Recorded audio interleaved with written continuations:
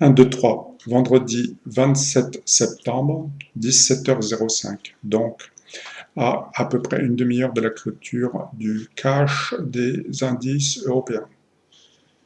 Petit point marché très court.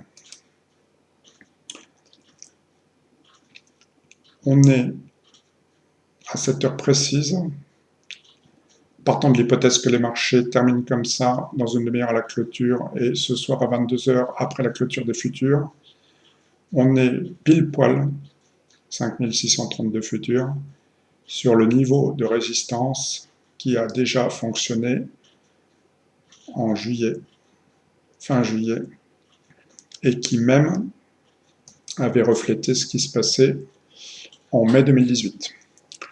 Donc voilà, 2, 3 fois, 4 fois, si ce n'est 4 fois, qu'on ne veut pas dépasser ce niveau de résistance.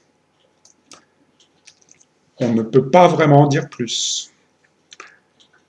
Ou bien les marchés vont déborder ce niveau, ce qui m'étonnerait, mais ce n'est pas sûr, ou bien ils vont fonctionner comme niveau de résistance, et on verrait pour l'entrée dans le mois d'octobre des cours qui redéclineraient, tel qu'on a failli le faire en début de semaine, mais ça n'a pas été confirmé.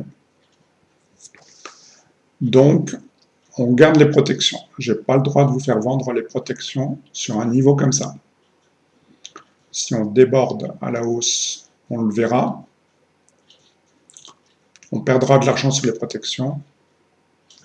Mais là, on ne peut pas encore conclure. On était sur le même type d'interrogation vendredi dernier. Les indices américains n'ont pas fait mieux. Les indices américains sont aussi sur un niveau de résistance qui a déjà officié en 2019. On a tendance à pas vouloir baisser plus que ça, mais on ne va pas clairement au-dessus des plus hauts non plus.